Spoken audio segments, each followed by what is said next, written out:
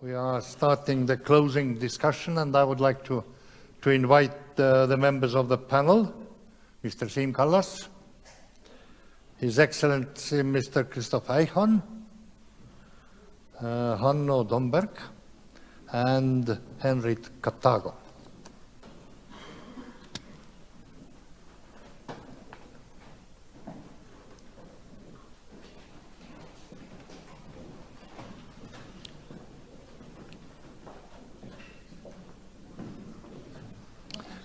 Guten Tag.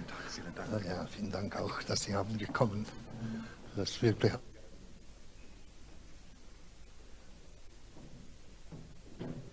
So I make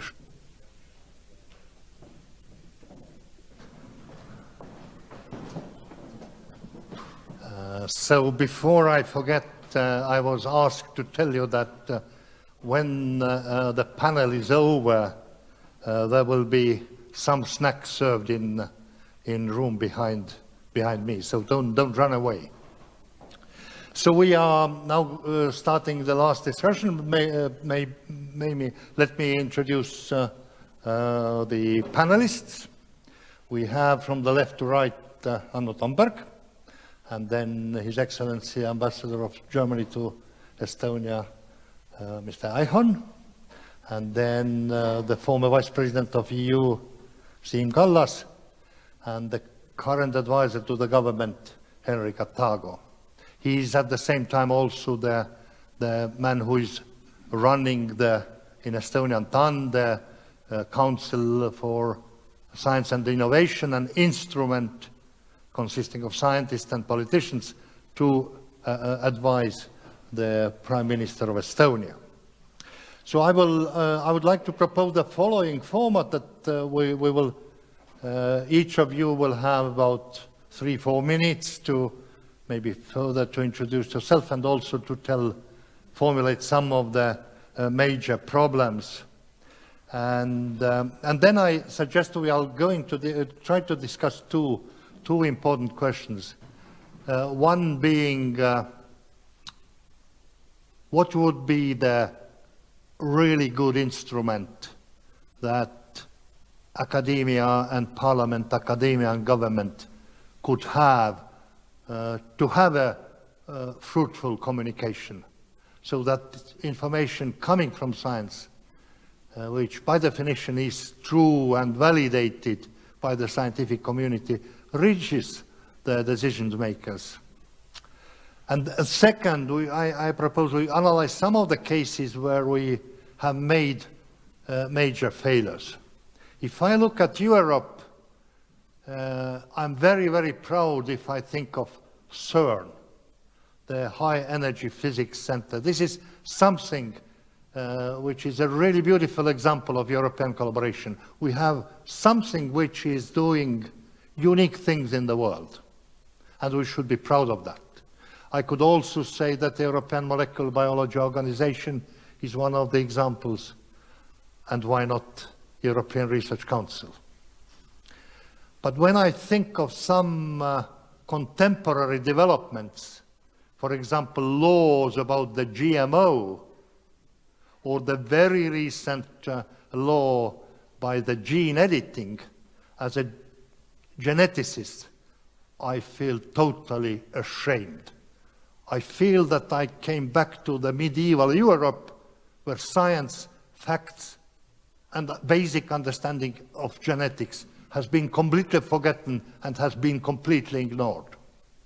Science has been thrown away, and nonsense has been taken on the place of science. Let me explain. The name GMO stands for genetically modified organisms. So I am afraid that most of you in the audience don't know that everything what we eat, potato, carrot, you name it, is genetically modified, hugely modified. Potato is a tetraploid. It has 2 times more genes than the wild type potato. And that is allowed. That is beautiful. That is not dangerous. But if you put one gene, and we know where it put it, then it's dangerous. It's nonsense. We have to change that. or the very recent gene editing. In the hands of scientists are now the CRISPR-Cas, wonderful instruments. We have now scissors to go and change one letter in the gene of the animal, plant, or if you wish, in human, to correct inherited diseases. And in plants, that would mean a real green revolution, because the United States is using them, South America is using them for 30 years. Wonderful. Not a single farmer is buying any more so-called natural agricultural seedments. So why went it so? What went wrong? Why we have done that?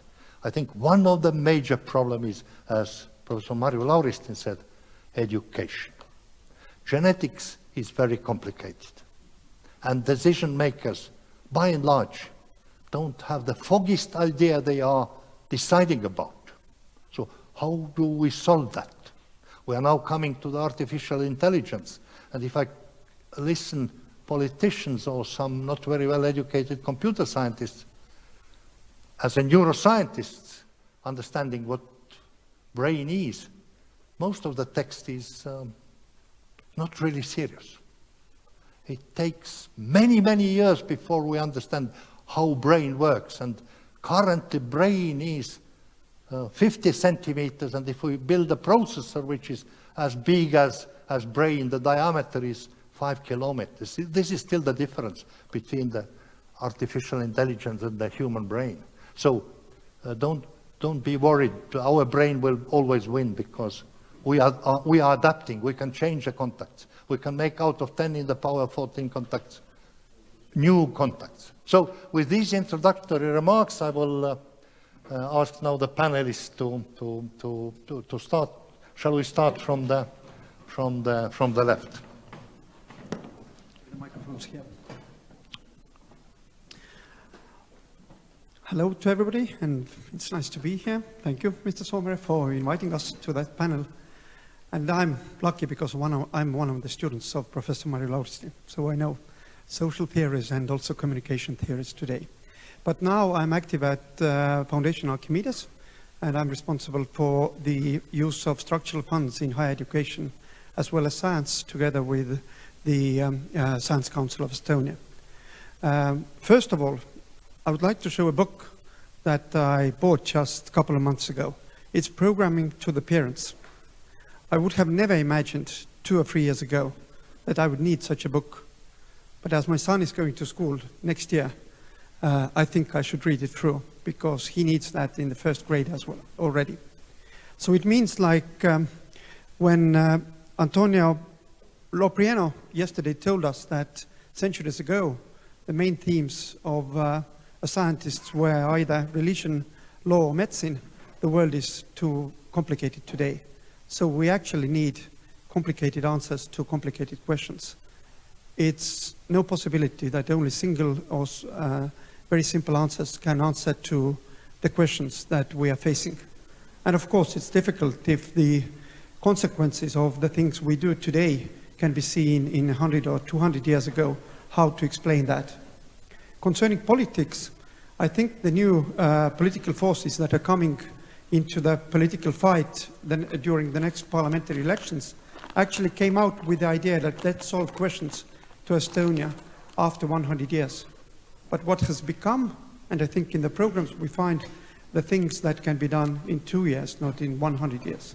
So we see that we still seek very short answers to very complicated questions. And I started thinking yesterday evening to what Mr. Loprieno told us, that actually what's needed in the so-called Enlightenment 2.0 is openness, relevance, and also orientation. And especially relevance from anyone's club to someone's partner. I think that's very important. That's an important part everywhere, not only in science, but to whom we partner, to whom our voice can be heard clearer, because we are partners of that. And I can simply bring one example, the employers' manifest coming out that came out just 2 months ago. there are definitely things where Academy of Sciences can be a partner, saying out that actually that's what's needed in society. Therefore, I foresee that we should need more collaboration into coming out with manifestos, with new policies, and so on, and bring on those partnerships where we find that we actually can contribute to and to what we believe ourselves. And one more thing, as Mr. Saarma said, we could give some views of the topics today. Then concerning the Plan S idea that European Union is right now pushing through, the initiative for open access publishing, I think we should think through a lot what we gain with that all the science research done on European or nations funds is really open at the same moment, and what we lose at the same time. Because to get it open, it means that somebody, either they are funds, nations, or researchers, they have to pay themselves for peer review or for editing the materials and so on. So we should look definitely whether that's a new burden we put upon them or we really achieve the results we would like to see. Thank you. Someone wants to comment quickly? Robert-Jan.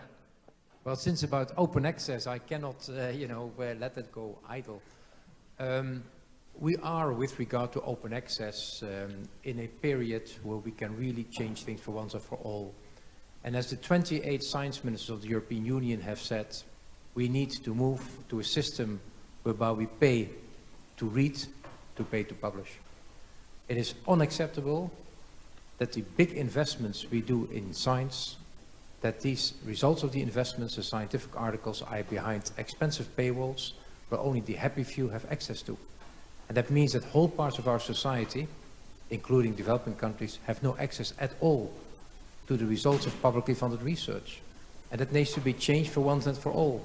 And we made a very robust proposal, and you're referring to it, that Plan S, which is a plan which will radically change the system. Because the plan is a very simple one. If in future you get a scientist a grant, you can no longer publish behind paywalls. You have to publish in open access journals so that the whole society and the citizen and all the other scientists have immediate access to it. And that's indeed threatening a very big industry, an industry which has a value of around 15 billion euro per year, which profits in the margin of 30–40%. So indeed the plan is not liked by everyone, but it's a very strong political commitment from the ministers. And I call upon Estonia as well here, and many other countries to really join the coalition, because at the moment there are 13 countries which already signed up. So yes, open access is here to stay, and I count on Estonia to join forces. Yes, please. Thank you very much, härra president. Mul on suur au, mul on suur rõõm, suur aitäh. I put on my university tie this morning because I was not sure that you would allow me into this holy trail of science of Estonia, and I wasn't sure I would get past the dežurni out there. So thank you for this invitation.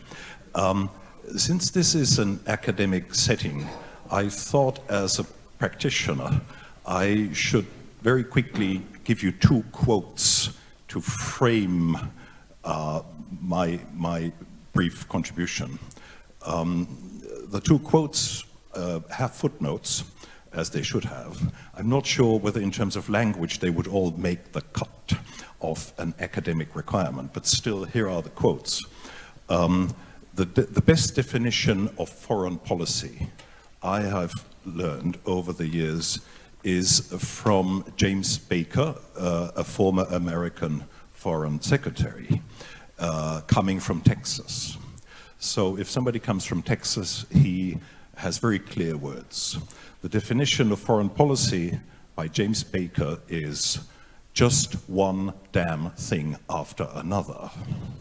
If you're looking at the current situation of foreign policy in Europe and beyond, you come to the conclusion, one damn thing on top of each other. The other quote is from a comedy movie, King Ralph. The mini story is a place in London. The British royal family is being wiped out. They are looking for someone down the line, the genealogical line, and they end up with a bar pianist from Las Vegas. They fly him into Buckingham Palace, and he's being trained to become the future King of England by an advisor, played by Peter O'Toole. The whole thing, of course, is being discovered. It's being found out that Peter O'Toole could have been the king, and the bar pianist from Las Vegas asks him, why did you not volunteer to become the king? You're much better trained than anybody else. And Peter O'Toole says, it's easier to whisper advice from cover than to risk its merit at the point of attack. Now, the former Prime Minister has been at the point of attack for many, many years. And advice has been given to him, and he might have taken it, or he might have ignored it, or he might have nodded and still come up with his own solutions and so forth. Here's my very simple reflection. We are all, if we're honest to ourselves, we are all in an information bubble. This is true for politics, this is true for academia. Marju Lauristin and I just met a few days ago at the Goethe Institute in Tartu, and I'm walking in and out there a lot. I'll do 2 seminars there on Monday because they kindly hired me as sort of a backup lecturer. So I try and shuttle in between, you know, politics and academia a lot, but still you just feel it every day. There is this information bubble on either side. You could call it self-referential to make it sound more academic, but it is a bubble. In a modern, open, liberal, democratic society, self-referential information bubbles must be broken up. This is very hard work, but there is no other way around it. Politics, advisors to politicians depend on reasoned, fact-based dialogue. This advice is essential. Politicians and government institutions can only profit if there is constant, intensive and open exchange with academia and with think tanks. The same, I think, is true, to be honest, for scholars and for researchers. Academic freedom is essential, but academic freedom should not, I think, should not be sort of misinterpreted as here we are, academia, in our, you know, friendly aula or in our ivory tower, and we want their money, but otherwise we want to be left alone. This does not work either. So respecting and holding academic freedom very, very high, and at the same time try and spread findings and schools of academic thought into the world out there would just add the extra value and advance society at large. This can only work with an open mind, obviously, with active engagement of everybody, and with financial resources. I give you a simple example, practical experience from my last job before coming to Estonia 3 years ago. I was the deputy commissioner of the German government for disarmament and arms control, a highly specialized subject. If you look at the academic scenery in Germany, it's very narrow. There are a few brilliant, but very few researchers who work on this subject. And there are so few that they are constantly on some sort of on a circuit. You know, this conference, I talk about subject A and you talk about subject B. Next conference, we just switch. But the experts are always the same. And sometimes they find themselves at wonderful universities with wonderful traditions far away from Berlin. In other words, far away from the chance to bounce off ideas with the practitioners. And from the practitioner's side, you know, kahjuks, far away these universities do their brilliant research and you have no chance to profit from their research. So what we did, and this is what I'm trying to do here also, is to break up these kind of bubbles as much as we can possibly do. I always learned a lot from these exchanges, and hopefully in the other direction also. There were wonderful discussions, you know, with what kind of a mathematical model in arms control and disarmament could we come to the conclusion whether trust or whether control is more important. A very good political science question, which I thought was very far away from reality, and I shocked the poor professor at Tübingen University and all his PhD students by saying both are important, you know, control and trust. It depends on the circumstances, it depends on the actual politicians who do it. This might change constantly, and I'm afraid the last method to come to a conclusion would be a mathematical model. So I think, just to finish, this two-way street is essential if anyone who works on politics does not, you know, get stuck into this one damn thing after another bubble. And the same is true if academia wants to have an impact in society and not just live happily amongst themselves. Thank you. Thank you. Siim. Okay. Thank you so much. Thank you so much for inviting here and for the possibility to discuss this type of topics. I listened very carefully what my good friend Alar told about frustrated advisors and not listened advisors, and what's the difference between me and this type of advisors. The difference is that I really, as Ambassador mentioned, I have been at least 30 last years been under attack as political decision maker, because I was together with other decision makers, we are responsible for final outcome and final decision making. And then I don't complain. This is very interesting life. You can be very happy, you can enjoy the decision making, and without it you cannot be in this world at all. And I must say one thing, that in my being, in everywhere, it's good advice is vital. You need good advice. You look for different type of advices. For instance, at this stage, I very carefully follow what is going on, what are the views of Alternative für Deutschland, for instance, to analyze what can happen to Europe if these type of views will dominate. And simply also you need good advices. I must say also to Mart, Saarma about this GMO issue, that because this is an exciting issue. The Smits knows very well, Mario knows very well. You must be sometimes in the European Parliament when GMO issue is discussed. Mm-hmm.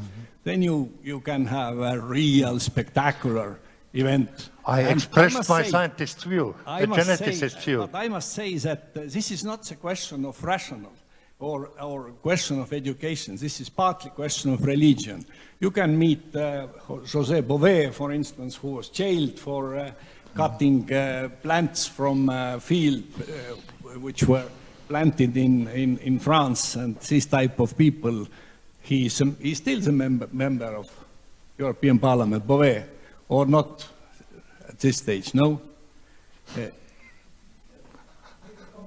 Okay, and so we, what are the key points for good advice?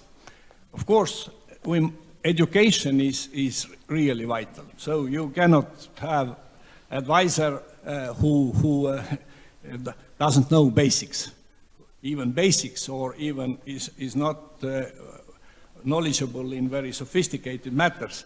And of course you must yourself understand what is he or she talking. So mutual education is vital in this sense. And so advisor and political decision-making must exchange views in the same language. I don't mean Estonian, English, Russian, whatever. I mean in a semantically the same language. And then you always must understand that there are basic differences between advising and decision-making. One difference, which is sometimes very difficult to explain, is the time frame. Advisor can think and can have a little, or actually if you are a good advisor, you must understand that decision-making is always under time pressure. And as a very famous saying always says, that for real decision-making there is always a shortage of time, shortage of information, and shortage of resources. So, but decision must be done. And how good is advice, how good is preparatory work, then it's of course a probability that also this decision will be successful is more likely. And this is a basic. Second issue is that we discussed it also with President Soomere once, that advisors, especially when they are coming from academic circle, must be real academic circle advisors and not hidden politicians. When you sometimes read an article or some kind of memo written, and then you see from the beginning that, yes, so this person is not providing a certain scientific or certain expertise, but he is promoting his own views, which is completely different thing. And I always, of course, this is the experience with various advisors and various relations between decision makers and advisors. Of course, in Europe, actually, that's true. That, you know, such a wonderful combination of words like impact assessment. Every legislative proposal which comes out from the European Commission must be accompanied by scientific impact assessment, which must be highly and this is the best in the world. In fact, it is and limited with 40 pages. But people sometimes produce more. But then it goes to the decision-making level. You go with this impact assessment, and then you meet political groups and member states, various, and of course they don't read this impact assessment at all. But again, I must say that finally, anyway, good decision-making and successful decision-making actually is always a good combination of good knowledgeable advice, good implementation, political support, and maturity and timing, which is extremely important. I have been asked about what is the secret of good reform, and the fourth point is always maturity. You cannot be late making some reforms. You cannot sink into the discussions. At a certain moment you must decide, and then it's a combination. Sometimes, mostly, or sometimes it goes well, sometimes not so well, but it is a real life. And I always want also to say to many people who especially in current Estonian political life, they prepare proposals how to make our life better and state better, and please participate in elections. Be candidates, come and decide together. And then you see what is possible and what's not possible. Have a mandate from electorate. This is the most important thing. You have electorate.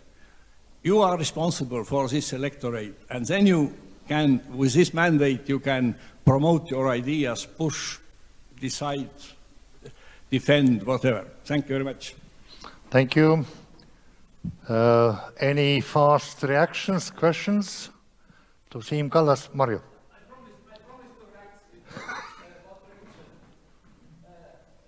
Why I said in my speech that nowadays in this very high speed of decision making, also under all kinds of pressures, there is what I feel is a lack of what we in sociology call sociological social imagination, to have imagination to understand how people will react. And that is about timing, but that's about wording, and that's about which problems, when, after what you really raise. What about GMOs? Yeah, it is religion. It is religion. There are a lot of people who are not listening to any rational explanation because they have belief. But there is other worse thing. What I saw when that was the glyphosate, yeah, what we have in Parliament. And then I saw how commissioner, you know him well, medical doctor, made report proposing to vote for this, what he proposed, and referring to all scientific knowledge, what he had collected, lot of academics from different countries, all saying this and that and that. And what he heard in answer, we cannot trust those academics. They all are lobbying in their own interests. They all are paid for their projects from some money and so on. And that's why I said the problem of respect and trust in science is in real crisis. Any other comments or questions? Alar. I got a question to Siim.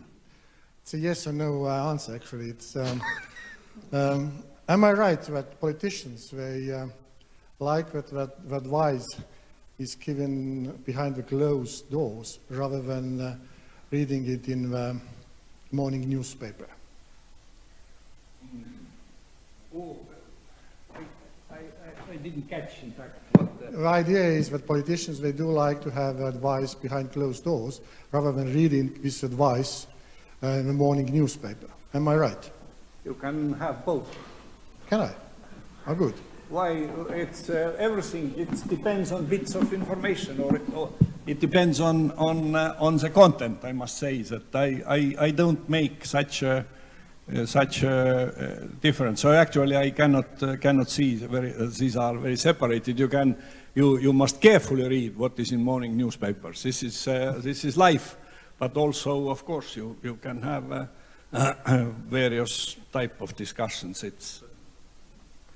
It's not such a big difference. I actually don't see there is a big difference or big. But this is relevant. This is not relevant. And I got the second question as well. It's, Sure.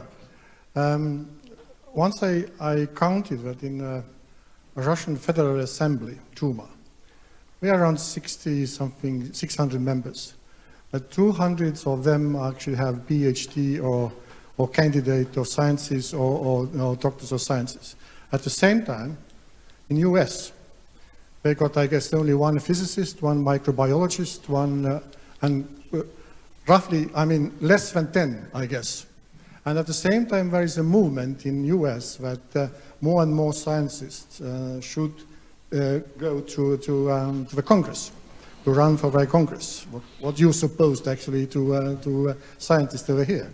So, do you think it will save the world if there are more scientists in the parliaments, or do they become rather politicians later on, even if they come back?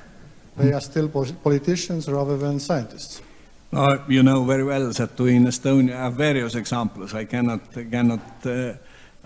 name people you know very well also in academy who have been in politics and then in science and others. I don't, again, United States is of course a very special case because they say you didn't mention that most of members of Congress are lawyers. So and we are complaining as well that actually in Estonian parliament we have the share of lawyers has been, I don't know, are these facts correct, but the impression is that from the years 25 years ago, the we had an impressive camp of lawyers also as decision makers, and not anymore. So we also, but anyway, the idea is simply that we need well-educated people. That's whatever is a profession, and well-educated people, and if there is a scientific knowledge, but if a person comes to and will be elected as very popular scientist and actually cannot in parliament or in decision making, cannot adjust yourself or him or herself to this political logic and decision making, then it quite often also person leaves frustrated and disappointed and saying that, you know, come on, that this politics is something disastrous and it's everybody is wrong and so on. But if you really understand these two languages, as I said, professional language, whatever, academic language or lawyer's language, and then also political language, but I don't mean, again, words, I mean all frameworks, the same what Mario said, the social such imagination and all these things. And you must be a psychologist, you must be a propaganda fighter, you must be a professional, you must understand what are you doing, and that's a combination. This is the most challenging job, I must say, in the world. Thank you. Let's move to Henry Kattago. Thank you. Honored Mr. President and Quest, thank you for inviting me here. Mr. Mart Saarma asked me to introduce a little bit Estonian National R&D Council, Research and Development Council, which was established already in 1991 in Estonia, and its objective is to advise Mr. Prime Minister and the Estonian government on matters which are related to research and development and innovation policies. And what can I say about it more is that there has been a lot of criticism on the role of Estonian R&D Council previously regarding the strength of the council or its role. And what can I say is that my experience shows that the role of the R&D Council depends directly on the commitment of a certain Prime Minister who is in power, and currently the buy-in is very strong. We have 4 sessions per year, and we have a quite comprehensive agendas what the council members are discussing, and there are 12 members and 4 ministers, 4 from private sector and 4 from academia. And yes, but we have to acknowledge that its role is to give advice. It's not an executive board or something like that. Its role is to give advice to government or prime minister, and while you are giving advice, then the receiver may hear this advice or may not to hear this advice. The ministers or government may decide always differently.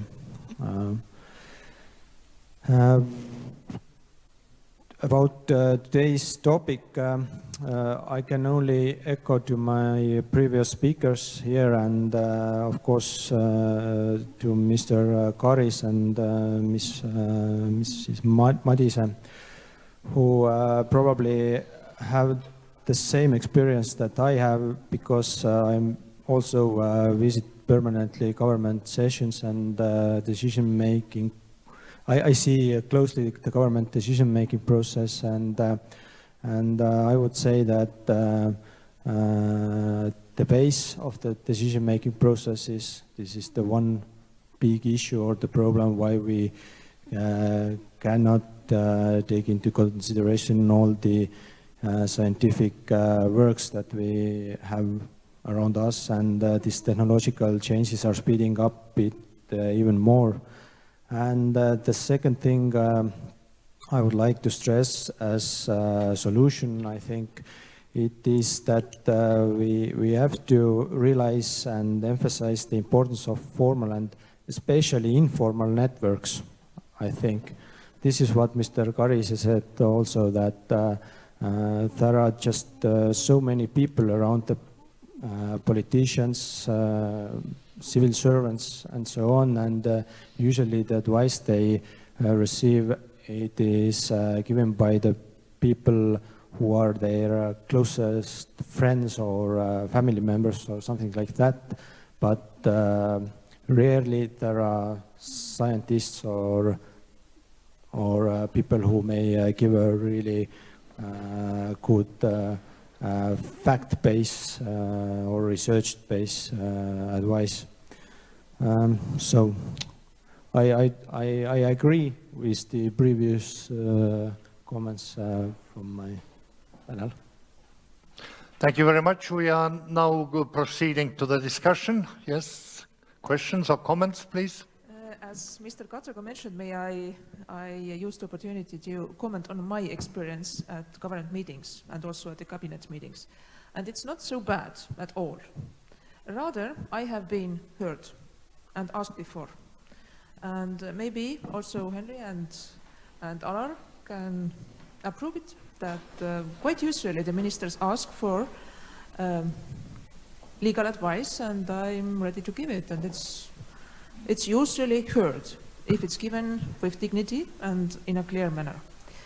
And second comment, I have been in both roles. I have served as advisor, and nowadays I'm the one to be advised. And therefore, I know the roles. As advisor, you have to understand the person you advise, to respect his or her job. And it means that you prepare your advice in a perfectly suitable manner. From my own experience, I can say that it took a long time to teach my office to prepare for me an advice that I can actually use, as my tempo every day is much, much, much quicker than those of my advisors. It means that I can't use 100 pages of advice with several web links and footnotes.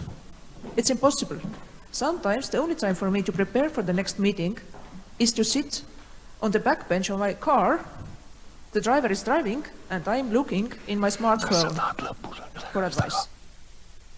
There is no use of web links or footnotes. What is useful is a clear and concrete answer to my question. Thank you. Alar. May I also make a quick comment about our government sittings? I have seen 3 prime ministers. And what I have to say about current prime minister is that he made a difference in how the government actually works. That means in previous times, always been advisors sitting behind the ministers. And most of the time, advisors gave answers. Now the situation has changed. That means advisors, they can come in, give a very short, brief introduction to the topic, and then they leave. And the discussion is in between ministers. That means a minister has to know what's this all about. And this is a very important change, I think, which has happened in recent years. Thank you. So Estonia has had this R&D Council for soon 30 years. It was taken as an example from Finnish government, and I would like to ask you, Siim Kallas, when you were the Prime Minister and you had also the R&D Council, did you feel it useful? Was it what you really could use? And could you say something, how can that be improved? Yes, I was a member when actually Prime Minister Vähi created this scientific council. Then I immediately was also member of this council as well, not as a scientist, but I don't know who, but anyway. As a minister. And I suppose that it was even before, but okay. It doesn't mean. What was the first impression was that scientists could not agree among themselves. And then, of course, decision makers sat there and looked how the scientists battled between each other. And this was not very productive. I must say that there is, I don't know how it's today, but then this was really, for instance, I don't want to mention names, but there was a group of scientists prepared that what are the 10 priorities for Estonian research and development. Extremely important question for Estonia, small country. Where to put the pressure, what to finance? And of course, what started then, what did start, what was the fight for, and actually finally it was 40 priorities, what doesn't mean that no priorities at all. This is one issue, but it's always, of course, I must say that always this council should work and exist and should be listened, and I suppose that normal decision makers always listen what are advised or what are commented or reflected about big issues. But I have to say one thing it's about these advisors, and you, Alar, just said that there are many of advisors, but this is always a question of the decision maker. I was responsible for, in the European Commission, actually we created such a transparency register, which is called today, and where every interest representative must be included. And then my colleague, also responsible for health policy, said that, you know, what kind of hell have you created? Now I have to consult with 60 people, and what kind of decision to take, and what kind of advice to take, and what kind of advice to leave, I don't know. I said that, come on, this is your job. You must only our responsibility, decision makers' responsibility is that actually you have to have listened all possible advices and opinions. If you leave something out, then it's immediately diminishes the quality of the final decision. But it is always in time and everything, the decision maker must opt for most rational way. So it's fine. We will finish up by a short comment from Mario and then for Ambassador Eichhorn. Yeah, I want to say that really, in reality, the decision maker always is between different interests. There are different interest groups. You said that you have mandate. You have mandate from 20% of population. The other will have mandate from other 20% of population, and so on, so on. And then there could be very useful advice, really, if you have person in or yourself who is knowledgeable about research, what is already been done, that in this kind of situation of alternatives, you can very concretely ask about research done in the case of this choice, what will happen, and in the case of other choice, what will happen. And I suppose that's the most effective way of scientific advice, when you can prove that in this case you have made this choice, this is probability that this and that would happen. So, comment, and then Yuri after him. Thank you. Just very quickly to pick up on Ulle Madison's point. The best advice is no good if you have 5 minutes in the back of your car and not more. What I learn from discussions at Tartu University is from tough questions from students who do not die, out of respect, but basically kill me with their questions, and it helps to get out of my, sort of diplomatic jargon and test what I argue with the public out there. very, very useful. At the same time, I tried to get Ylle's point across. I remember a wonderful discussion with RSR, you know, .ut.ee, and there we were in this kelder, and somebody had a huge painting about the role of the European Parliament, a student.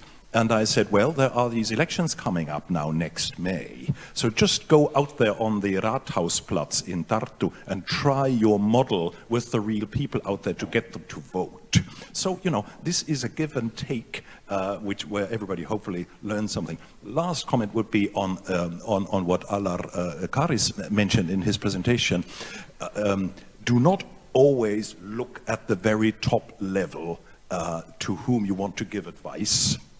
Look at many more levels and knock at many more doors. I worked in Washington, D.C. for 9 years altogether. There are these senators, 100 in the US Senate, and they are close to God somehow. But they have about 50 staff. The chief of staff of a senator is very important. If you can make one mistake, for example, as a foreign diplomat, is, you know, to make an appointment with the senator, you come, and then last minute the senator is not there, and they offer the chief of staff for the conversation. The biggest mistake you can make is to say, no, thank you, I will come back when the senator has more time. You will never, ever get an appointment again. So the point is to understand, to talk to many people at different levels, because at the end of the day, they will write the short memos for Ylle. And if I can't see Ylle, happy to talk to somebody else in her shop, as long as they make sure that it ends up on her smartphone for the 5 minutes in the back of her car. Thank you.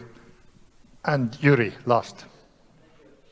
I have the experience of 10 years in the council, so that I have to confess that I do not agree with Siim Kallas telling that you know there were all these sort of various opinions between the scientists. No, yeah, no. The opinions, the different opinions, were between the universities, and this was about the funding and funding and funding. But as far as the scientists were concerned, later, when at the ministry there was the council, then it was really well, you know, agreed on quite many problems that was something that was, well, you know, between scientists. No, it wasn't. Thank you. Thank you, Yuri. So I think it's now to start to close. I would like to use the opportunity and thank very much the wonderful speakers and also the members of the panel. I hope you join me to applaud, to thank them together. Just one very short comment. Let's put that council into work, because I think we don't have a better body where Prime Minister is at the head of that council. That's a very good suggestion. So please hold on for a second, because President Saarma wants to say the final word. It's not that I want to, I have to. This is part of my mandate in organization of this conference. As I mentioned yesterday, images, pictures talk more than 100 words, and body language, you all being present here, it talks even more. I very much appreciate, on behalf of Academy, of all speakers and panelists, you perhaps may have recognized that Academy members were not given a floor, except for representing TalTech or Council of Centre of Excellence. So that was intentional. In this 3-act celebration of our 80 years anniversary, twice there have been talking only academicians. That's enough. The third time, we listened. You know the Estonian old saying, talking is silver, silence is gold. I think that we have learned even more than we expected. I thank very much this particular panel. We now heard how things are actually going on. It's not our imagination what works. Real life is pretty much different. And we of course know that the substance of science has changed pretty much over last decades. The name of this conference is Information Rich by a Reason. A saturation means that information is being lost at the same rate as it is arriving. We are far from saturation. When saturation comes, we shall have another conference, and that may happen soon. But what is also important that the reflection of society and its role, reflection of science and its role in society has changed even more radically. When, say, even a few decades ago, scientists were thinking that they are telling ultimate truth. Today they are even not telling the truth. It's telling the best, at the time, quality controlled and systematic information. And this is with which we have to live with, and I hope very much that we meet next time before the Academy becomes 100 years old. Thank you very much. The meeting is closed, and the doors will be open.